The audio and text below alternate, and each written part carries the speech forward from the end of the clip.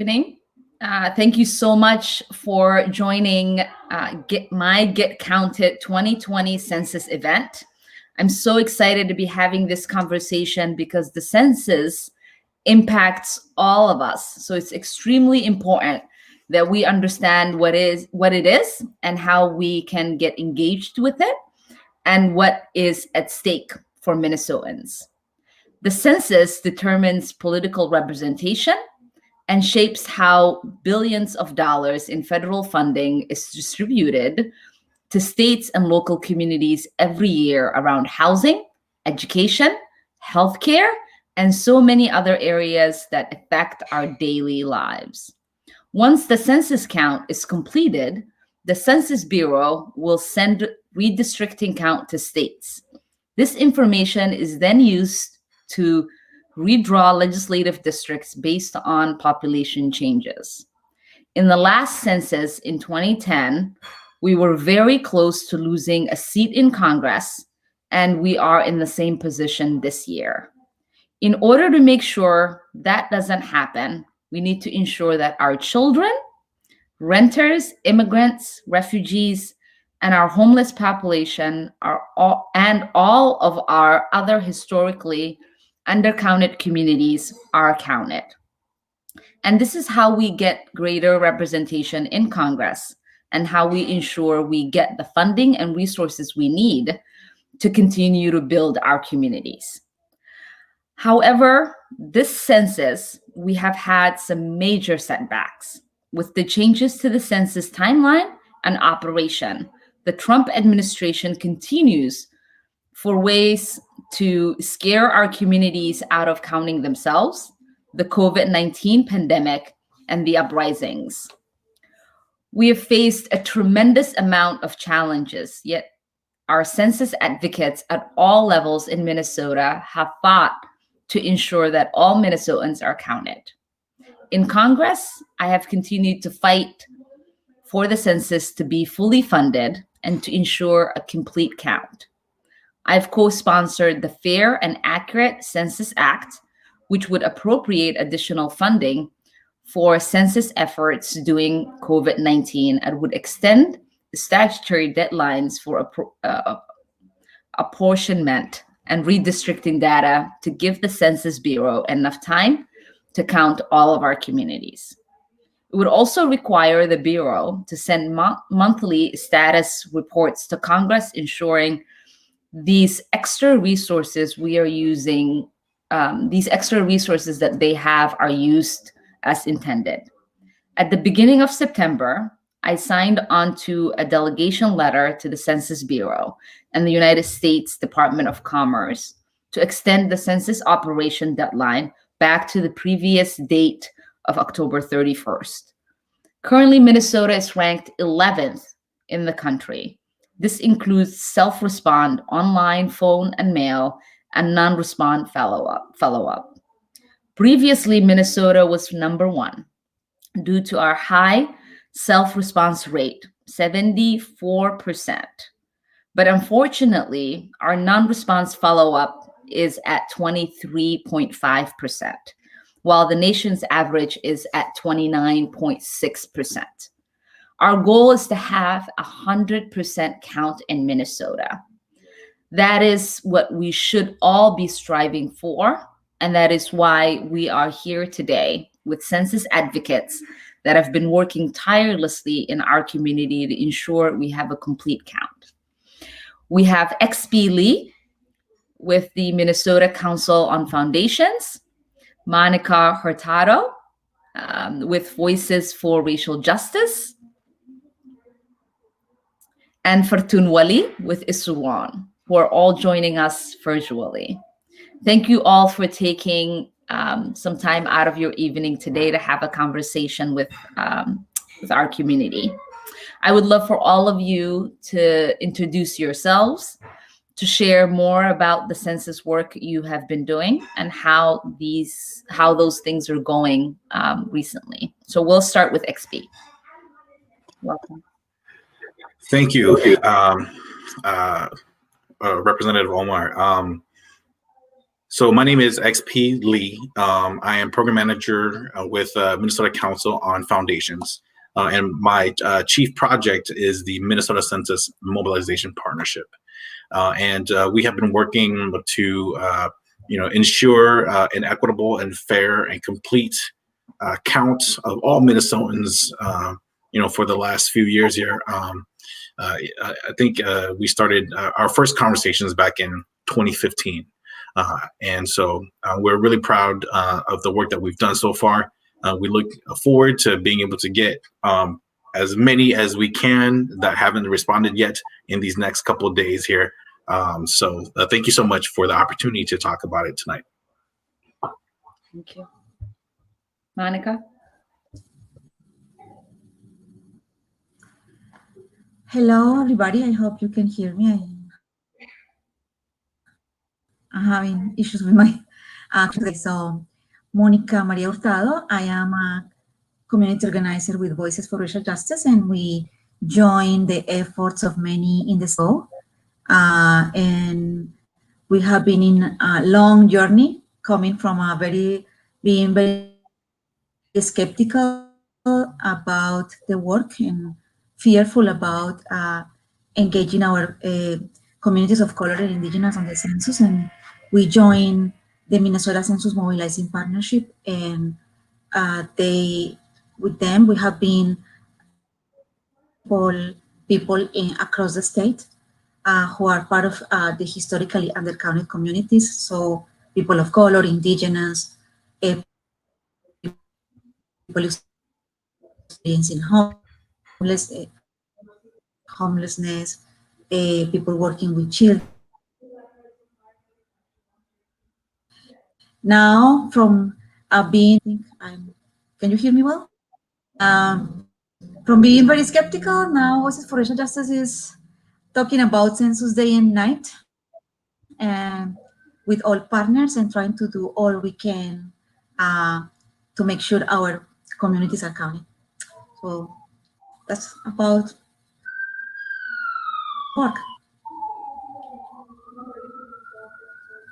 Thank you. Fortun? Fortun?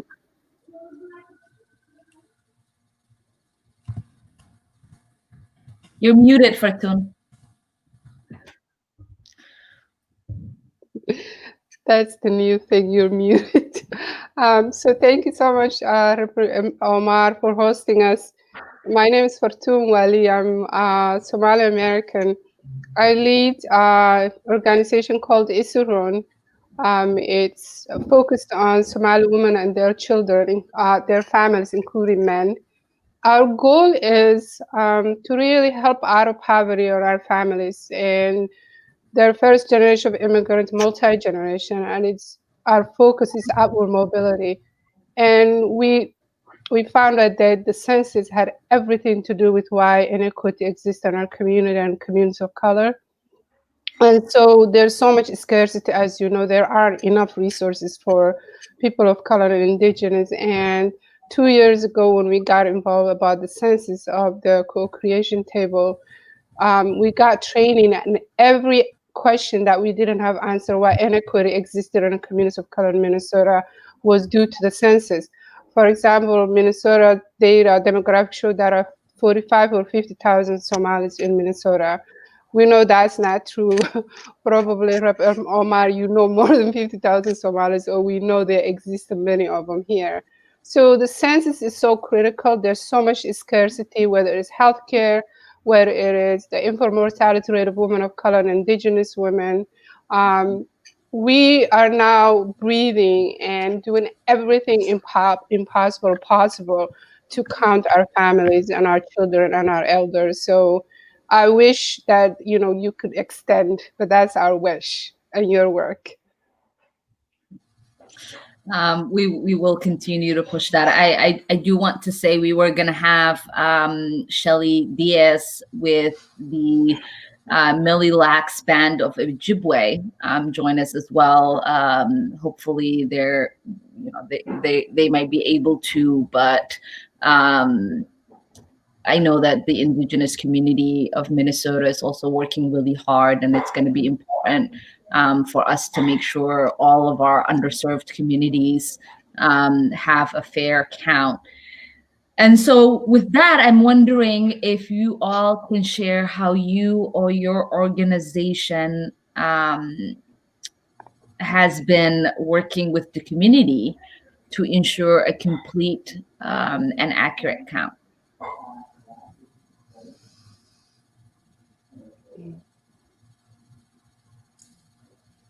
Maybe we'll start with Fortun. Oh, okay, thanks. So how actually was us getting educated? I came 2010 and I wasn't counted 2010, and there are many of us. So first was really thanks to the co-creation table. We learned what the census is, why it's so important. And from there, it was all about educating our families and our community, knowing that the being counted and a deadline, it's not the number one priority. Number one priority is how do I feed my family and how do I stay safe. And so the inequity is creating so much of a scarcity for our families. So was training families and saying the reason that your kid is struggling in education, the reason that we don't have enough teachers of color is because we've been told this much of us exists when we know average family size of our community is 7, and there are many of us that came after 2010.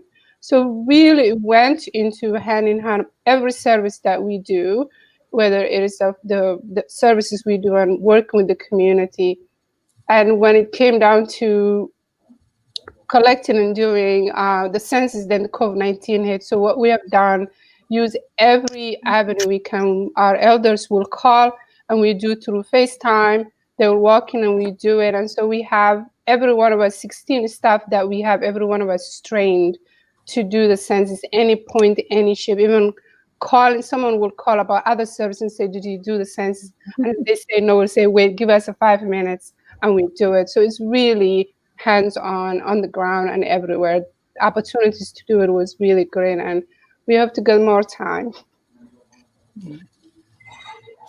What about you, XB? Yes. So MCF and the Mobilization Partnership, we didn't work directly on the ground with community members. So what our approach is to be able to bring the organizations that had that connection, that were the trusted messengers together. And so Fortune had alluded to it a little bit when she mentioned the co-creation table. Early on, a couple years ago, we recruited a group of organizations that represented historically undercounted communities throughout the state to come together to be a part of this co-creation table.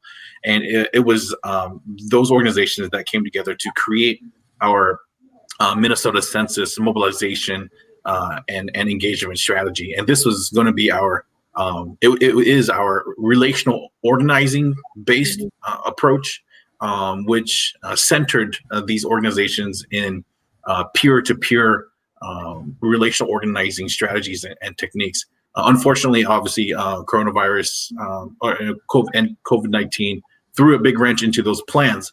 But they've been able to adjust. We've been able to change our engagement tactics. They've all done a really, really fantastic job. They're all super committed. And along with those groups, so we were able to add engagement hubs in the nonprofit sector. So engaging other nonprofits with the help of the MCN, Minnesota Council of Nonprofits. Also greater rural Minnesota foundations in their own hub with the help of Neil Ritchie from Main Street Project. We're able to support all the work in our different CCCs that were created, almost nearly 300 various CCCs throughout the state. And we were able to get them some funds through the Minneapolis Foundation, as well as with support from the State Demographic Center.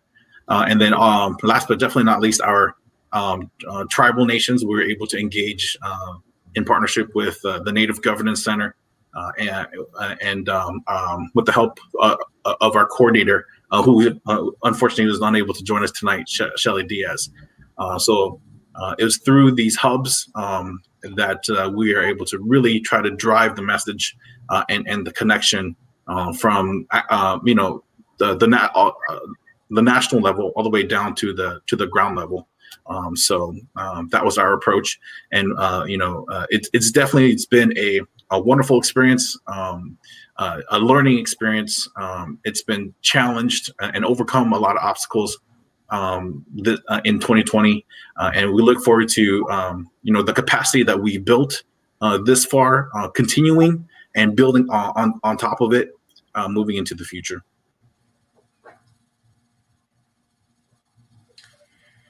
So I'm assuming I'll be next. Fingers crossed with my connection. Let me know when I start cutting off, please. It's hard to talk when that happens, but I'll try. So part of the things that XP shared, we started being part of the co-creators table in 2018, educating ourselves, and we went out through that process to talk with our own communities, and we were people from 15 different organizations, and we were having conversations about what is the meaning of census for our people of color and indigenous and the other historically under. And after learning and seeing how critical the being counted was, we developed a,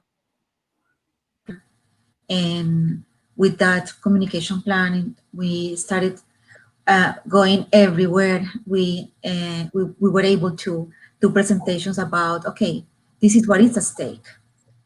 And I always share the story of my neighborhood. I live in North Minneapolis, and that's part of why my internet connection is so unstable, because of the whole situations of North Minneapolis. But when when I've heard the story of North Minneapolis having 7,000 less people in 20.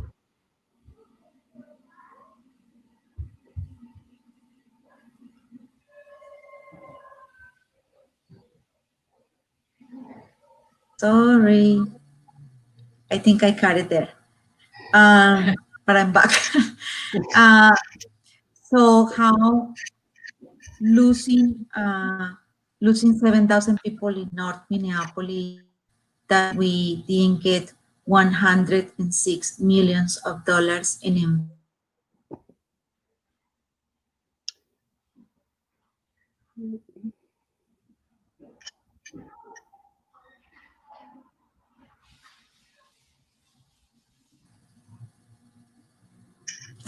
What to do? I think I was frozen again. Well, I leave it short, and instead of having the three city council members representing us at the city of Minneapolis, we ended because of the loss in. That's what has been what we have been doing, going around presenting that information to understand it to be counted. So I will leave it there because my connection is so unstable. So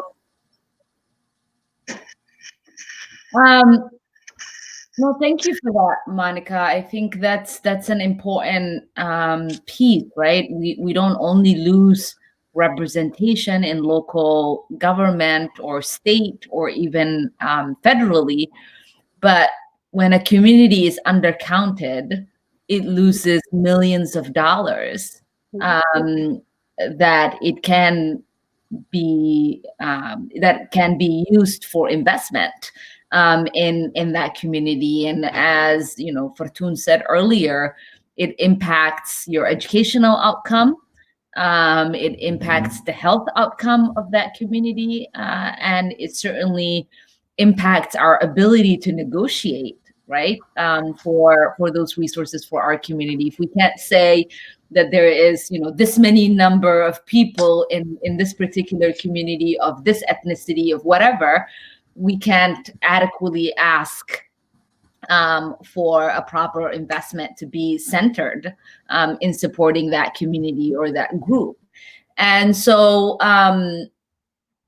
then people ask the question, if that is clearly understood, why aren't people signing up? And there is no easy answer. And so there are a lot of barriers in Minnesota. And I'm wondering, maybe we'll start with Fortun and work our way back up. If you can tell us, what are some of the barriers that exist for Minnesotans that has contributed to us not getting a fair and adequate account? A fair and accurate account. So that's a great question. So we already know, today I was at a conference call where a specific county in Minnesota had a wealth gap of a Caucasian family versus a person of color, almost 50% higher income. And also the data showed female household led that tend to be in poverty. Now coronavirus is challenging. So when someone or a family already have been living in low socioeconomic issue and they're in survival mode, the last thing that you really want to think about is, I need to be counted. So we serve so many families, they want to do it, but by the time they show up, they're in a crisis mode. So if someone is in a survival mode, it's really what's on that one is on their radar at this point. So so the challenges are challenges of inequity, and inequity is caused by because resources that was designed for say 50,000 individuals are now shared by 150 or 200,000. So it's really what is the reasons, like our families are already undercounted and there are no resources. Yeah, and it's a kind of a cycle. So what we are doing right now, and I'm so grateful and so proud of Monica and XP and on a creative table of communities of color. There is a huge movement that is happening that we want to make our families and the census not every 10 years. And the second thing I would say is communities of color, indigenous people who have been here before we came, have been undercounted for so many years. And so census was never designed to support person of color or someone with low socioeconomic issues. So we all know poverty and inequity is case, and plus the language barrier, and plus everything else that we know that coronavirus had done. And so it's really, we know what the problems are right now is to say, why don't we make census, accounting census every year? Why can't we make census when we're paying the tax? Why can't we do census every other year, every year? If we're trying to address the inequity of communities of color and indigenous, census has to be less than 10 years. We also need to look at upward mobility in poverty. And certainly this year, we don't want to lose the city council, nor a congressperson, nor any representation, because we're already underserved. So we're going to work harder for next 5 days. But the journey really to support our families and do the census is one that looks like a kind of hopeless, but there's so much hope that we're going to continue this work. Monica, what are some of the barriers? Some of the barriers. So just clarifying.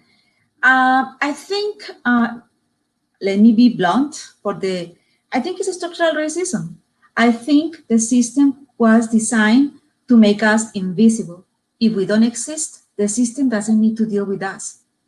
So we have encountered this at many levels, and we have trying to deal with every single barrier we have encountered, and and there's something new. If just we think of the issue of having the conversation about having a citizenship question in the census, thanks to the organizers of this country that fought strong against that, we don't have that. But our communities of color and indigenous communities are so fearful of systems, and that has only been getting worse and deepening and deepening. And that has been the main issue since we started in 2018. Me, myself, I was not feeling comfortable with telling an undocumented person to fill out the census out of fear that that person was going to be in trouble later on by sharing information. I had to educate myself, but not everybody has that opportunity. So the distrust that is part of the building of this nation, meaning the distrust that mainstream systems have created to be able to suppress the vote, to not deal with our basic needs, not seeing us as a whole. All that has been piling up, and if you add to all the problems that we were having, then COVID, and then the civil unrest, and then what Aspartun was saying, you talk about the census and people are thinking about the day, how to make their lives that day, that week, that month. Census is not something that is appealing to our community as long as, so that's why our job has been make the census relevant. Why, if we don't count now for the next COVID, for the next civil unrest, for the housing crisis that we all are seeing around us, we need to know how many we are to be able to get the resources we deserve, because we pay taxes. So to get the resources we deserve, and to understand that no, invisible no more. We have the right for a good life. We work very hard. So that is what I will say, that language barriers is in addition to the distrust, people not understanding why, if every time I go to a clinic or a government, they ask me for this information, why what I need to share my information again. People not connecting that the policies we discuss at the legislature every single year are defined by the number of people we are. So it's in a way, it's very complicated system, and is boring for people to understand all the nuances. So I think that has been one of the main barriers we have been dealing with. So I took advantage that my connection was going well, and I talked a little bit more. Sorry. No. Is that it? Did you have more to add? I can talk. We all here can talk about the census all day and night. So we do want, right, to demystify talking about the census for people, and we want just the ways in which we talk about politics and make people understand that politics is personal. We want people to understand that the census is personal. It will have an impact on you, on your children, on your parents, on your neighbors, on everybody that you know and you care about. And so yeah, no, thank you for talking. XB, what barriers have you noticed as the organization really that is, as somebody who's part of an organization that's leading the charge in mobilizing and activating these communities to work together to count one another? Yeah, that's a great question, and it's the answer again, as you've heard from Fortune and Monica. It's super complicated, and there's so many layers. But let me just focus in on a word that is used a lot in terms of voting, right? And the word is disenfranchisement, right? So um, imagine as hard as it is to get people to just vote, and voting. I've said this before. Voting is like the rock star of the democratic process. Everybody can identify with their own like favorite elected official, and there's a lot of like passion, and there's a lot of show, and it gets a lot of coverage, right? But census is like the nerdy tech person in the background that doesn't get as much of that glory, but actually does it's the muscle. Ayanna Pressley says is the elbow of the campaign, right? Of the candidate. Yes. It's what does allow for there to be candidates, for there to be representation. Yeah. And so census data is the base, data that informs pretty much everything else in the country in terms of population, demographics, right, including race and income, and just there's a lot of other numbers, and obviously the two main ones are apportionment of tax dollars and representation, and so it just comes back to just not enough people understand it, and it's a little bit more harder to understand than voting, just because there hasn't been enough awareness around it. So as hard as it is to get people to vote, it's the same barriers exist with getting people to understand the importance of completing their 2020 census, and sending it back. And then it was already going to be a tough year because we knew the Census Bureau was underfunded coming into 2020, and there was already going to be some legal battles, and then you throw in COVID-19, and you throw in all of the disasters and social issues that we've had to face this year.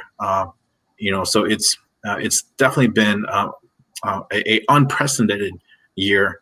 But like we've said before, we've been able to, fortunately, earlier in before 2020, 2018, 2019, like we had talked about earlier, our organizations, our partnership really was able to build that commitment to the count, and we all realized how important it was for the next 10 years, of resources and representation, and not just public dollars, but also private dollars, because across all sectors, again, businesses, healthcare organizations, financial institutions,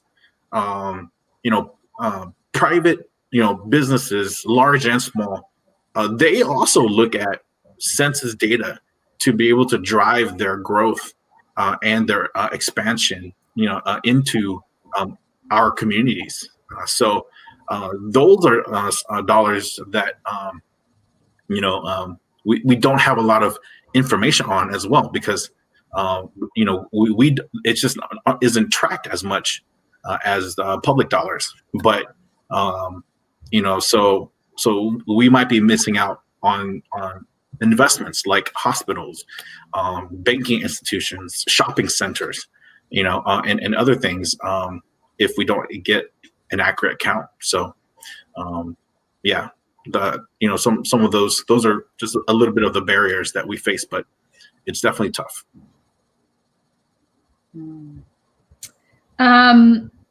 I know one of the barriers that all of you have talked about is the pandemic, the barrier that has created and how that has impacted. I also know that the change in timeline has also um, been a barrier, and so I'm wondering if you all can speak to how those two things combined together are making you fearful, the ways they're making you fearful about getting that accurate count.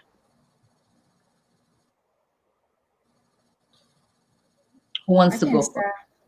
I can start. Monica, you start. Yeah, I would say it's, I think we already mentioned some pieces about it. It was already hard. It was already, the distrust has been always there. Our people of color and indigenous, and especially people experiencing homelessness too, we knew they were going to be very difficult to count. So then we got COVID, and we had plans to go out, to have events, to have food, to have music, to join the multiple festivals in this, uh, during the spring, and boom, we are inside home. And we are inside home, and not only that, but even just learning about that, we go to the civil unrest, and the and since then the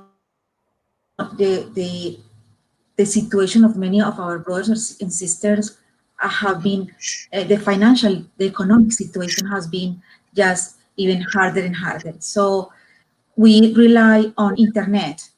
We rely on our connections now that we all are learning how to navigate this new digital organizing.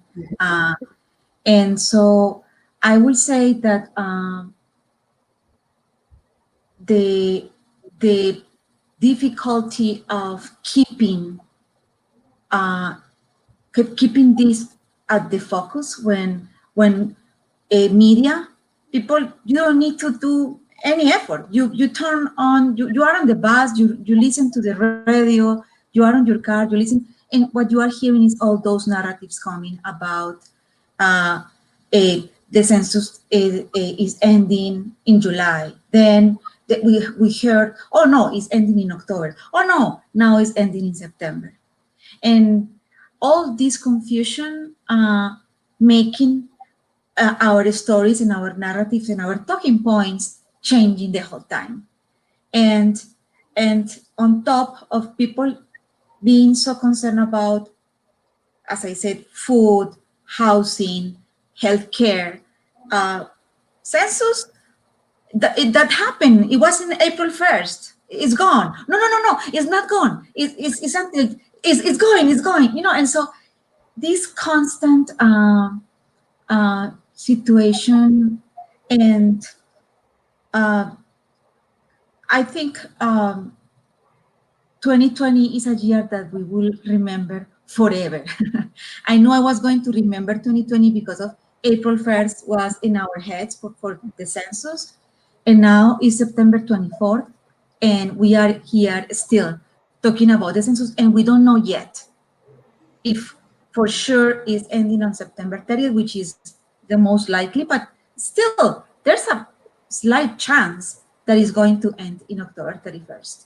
So all of these uncertainties have been no doubt impacting our job, but also making us creative and innovative and using what we have at hands, and that's why we are having this panel now. Well, I'm assuming we could have this even in different conditions, but taking any chance, any opportunity we have.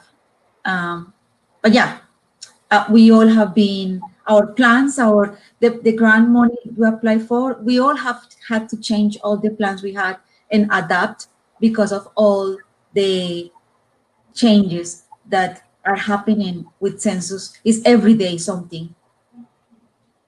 I mean, I think we've learned a lot from the pandemic, but one thing is we've learned how to be flexible, I think. Fartun? Well, I agree everything Monica said, and XP. I think the pandemic, we serve families, we serve mom and children in their families, and so we're trusted, and what we tell we want to stick to it. So what we know is that our families were, because the schools now have become, you have to stay home, and mom and dads are keeping kids at home. That's a new lifestyle that we didn't know. So people have to adjust to that. And sometimes when we say, can you do the census, people are looking at us like we're beyond, we're just telling them something that's out of their range. Some families are like, what are you talking about? I'm trying to keep my kids in school. I'm getting internet. I need to, do what I need to do. What you're talking about, they will tell us, and we're like, but this is so important. So this is something that is not benefiting right now, but it's something that we're talking about: education and voting and representation and economic contribution. And then also the coronavirus also, we know that it's really high rate of communities of color. So Native, African American community, the Black community, the immigrant community, it hit it so hard. And we know the death toll or the data is showing that communities of color have been hit hard. So there's a fear of that, and there's fear of how do I survive today. But also, those are all the negative things. But the creativity of at least the immigrant communities that we serve is incredible. They have learned, we're oral society, and we've utilized every opportunity that we can to see each other. We're seeing our 70-year-old grandmas. We taught them how to do FaceTime, to check in. We're doing all WhatsApp. So now there's Zoom going on. We're purchasing so many hotspots with the grants we have to make sure everyone has internet and connection. And so from the end of this, and making sure people are saying, there's so many of you, what are you doing here? That's what I'm hearing. And I'm like, what do you mean there's so many of you? I've been here 20 years. I've worked. What happens to my tax money? You're not giving me your tax money. So undercounted also, there's also racism, as Monica said. Those who are undercounted, who are contributing to this state and to this country, they're putting so much money in. Who's representing that money? How that money is coming back? So there's really an institutionally rigged system to make us not counted. But there's so much disparities, but there's so much opportunity moving forward as well. XP, did you have anything to add to that, or?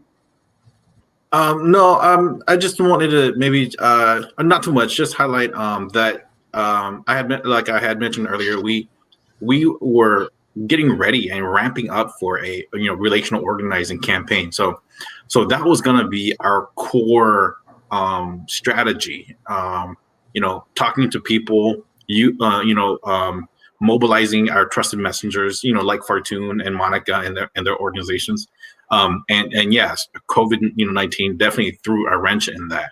And so we had to pivot to, virtual and social media outlets. And, as the restrictions led up, into the summer, then, there were, other opportunities for in-person interaction, smaller, obviously, but yeah, it definitely threw just a big wrench into our approach.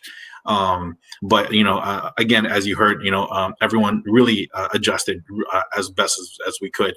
And then a little bit to the point of the extension is that it definitely did help in terms of allowing us more time to work, to try to get more self-response. So that was a plus. But again, like based, unfortunately, due to just a chaotic scheduling and some partisanship, if you will, around the Census Bureau, then there was there is like the adjusted timelines that we have now, and it is unfortunate.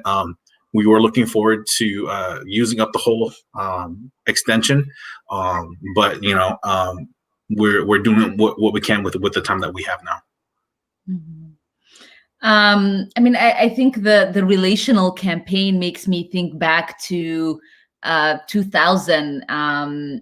I know Fortune wasn't in Minnesota, but I was one of those young people who was in Cedar Riverside and in Rochester and different places, trying to get people to be counted. We would do that in the weekends, and I remember people being so afraid of what it means, and I just am so grateful that you all are able to do this work still, even though you don't have the ability to put people at ease with that in-person conversation, because it would take us at least a good 30 minutes to settle their nerves about what it meant for them to get counted, right? And how this was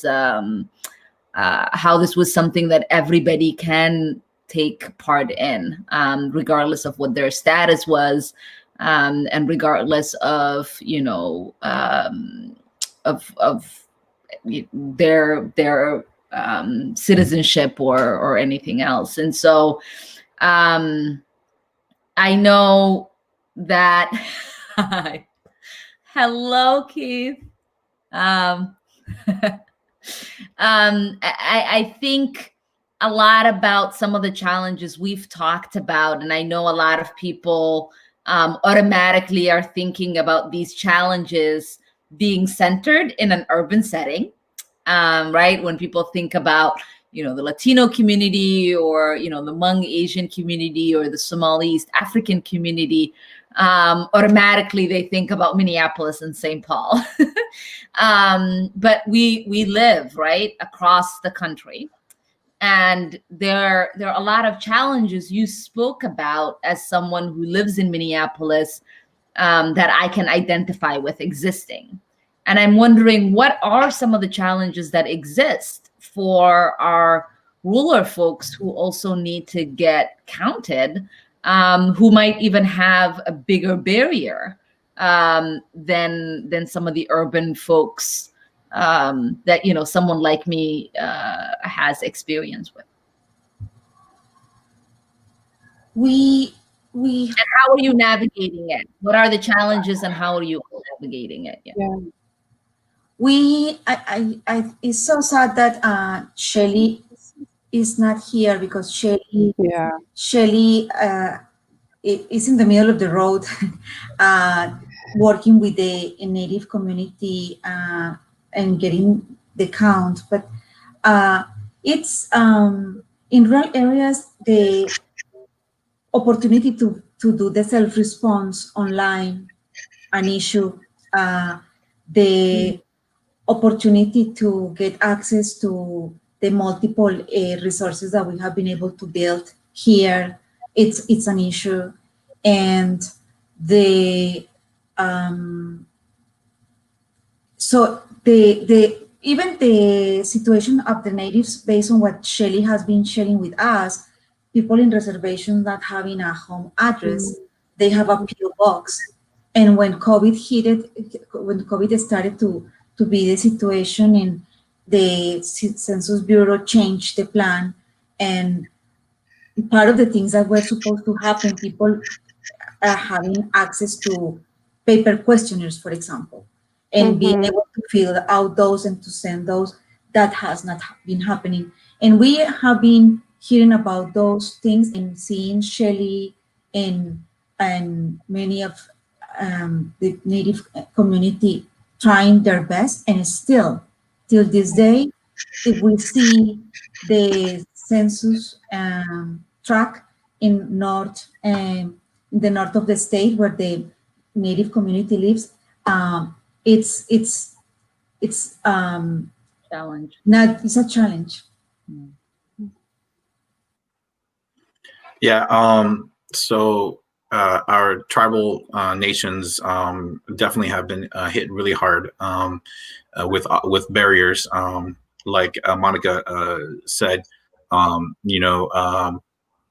so some of the issues are um, um, broadband, service. So internet connection.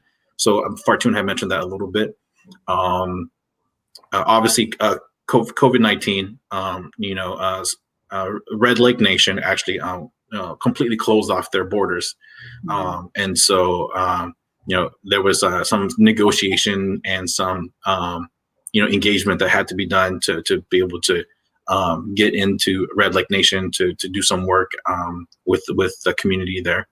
And that's still ongoing.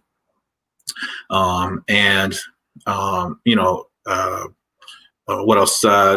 Some barriers in particular is just something that I learned was non-city style addresses.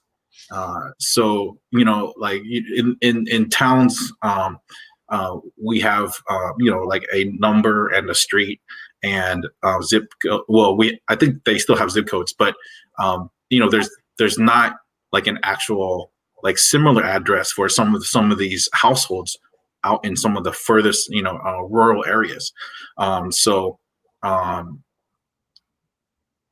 These addresses are served through a process called an update leave process, where census workers leave documents for these households to be able to respond to, and that process was put on hold due to COVID-19 for about 3 months, and so that really hurt their opportunity to self-respond early in the year. And something else that I was thinking of was I have to bring up Census Ban from Circle Pines. So Circle Pines is just north of the metro, but in the last census in 2010, there's a threshold for certain infrastructure funding from the state, and that is that you needed to have a population number of at least 5,000 people. And so in the last 2010 census, they missed it by I forget, but just a little bit. And so they did. They weren't able to, show that they had over 5,000, and so they weren't able to access some funding that they needed for, some infrastructure improvement for the city. And so it's those types of infrastructure issues as well, that you can miss out on in greater and rural Minnesota if you're not showing enough numbers within your township or region or county. Mm-hmm.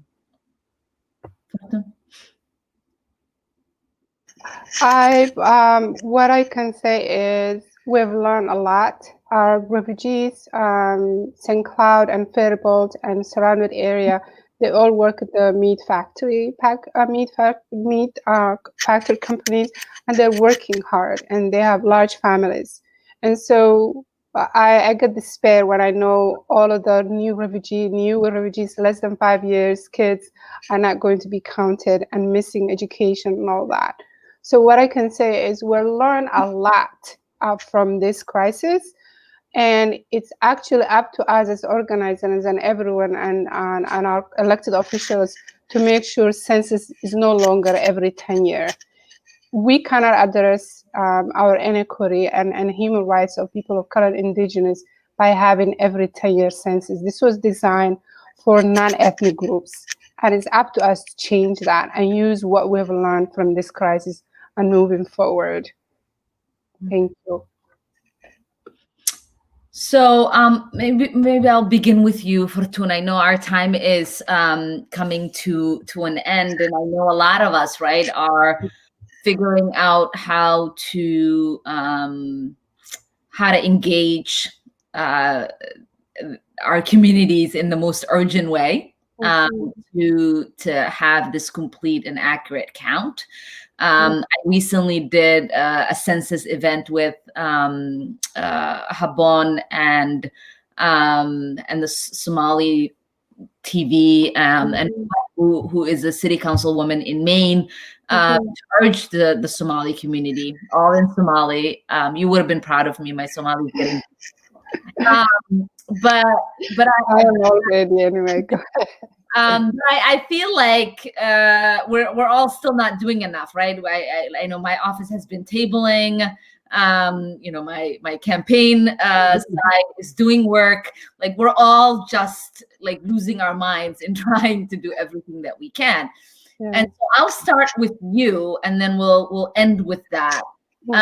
If you're comfortable, you can do this in Somali. I invite all of you to do this in another language than English, if you're comfortable. Yeah. But tell people, you take a minute, why they need to get counted, where they go if they have a question, and what is like a third thing that you need them to do in order for us to have the best 5 days possible for this count to happen. Okay, so I'll say in Somali. Okay. Salam alaikum, Somali meel kasta ay joogtaan America, dadkan Minnesota. Sababta tirakoobku muhiim u tahay waa haddaan lagu ogeyn inaad magaalada degan tahay dhaqaalahaaga hoos u dhacay. Xagee aadaysaa my2020census.gov. Haddaadan aqoonin meesha waxaad soo wacdaa ofisada communityga, ofiskeena soo wac, aan waxaa soo wacdaa ofiska Ilhaan Cumar. Waa mahadsan tahay. Pretty good. All right. Monica, we'll have you go next. You're muted. I'll do it in Spanish. Thank you for the opportunity, though. Saludos, comunidad. Aprovechando acá la oportunidad para dejarles saber que estamos a menos de una semana, 5 días de terminar el censo. La oportunidad de llenar el censo, sí, todavía se puede.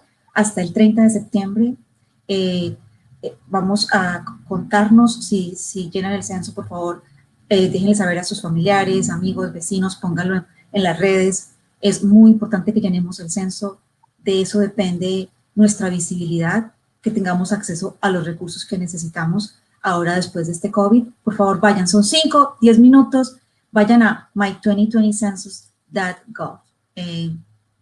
Por favor, pasen la voz, pasen la voz, pasen la voz. Thank you. All right. XP. Yes. Nhớ rằng cái tin đang trả lời Colombia ya không bỏ của thọ này trả lời tại này chỉ tao sa này đại opening của census nó đã khá đồ trong phu cái này ông gam một đồ hot qua là si internet gam một đồ www.my20census na my 2020census.gov là si hút đầu từ số tông y plau pe sung asu and dollar tha do class census na do kha kana ya khai kha cheng chap lo pe hai mong ya le chpo te pe mo boli ja che le sai nia tell fai chong fu do pe ji zao na so kana yi kha cheng ya ne tu sa da le ke jong xia tho o cho ne ke tho ne to ne na cheng cho do nu su do le tu tha hai se le bo do sa da ka ye le to sa da ka ke pa hai ka le sa da ka to pe sha na o cho. Well, thank you all for joining us. That was excellent. I love the size of the diversity in language, and having everybody feel sort of represented. I wish we could do this for all the languages that are spoken in Minnesota. But again, I think what everybody said, if I were to sum it up in English, Yeah. that please go and get counted. Because if we are not being counted, we are leaving valuable resources that could be invested in our communities at the table. And so talk to your family, your cousins, your aunties, your uncles, your neighbors, that person that you see at the grocery store, the person who answers your inquiries when you call for help over the phone, everybody, and ask them if they have completed their census. If not, urge them to do that. We've got 5 more days. Let's get counted. Thank you all. Have a great day. Thank you. Gracias. Thank you. Bye. Bye, everyone.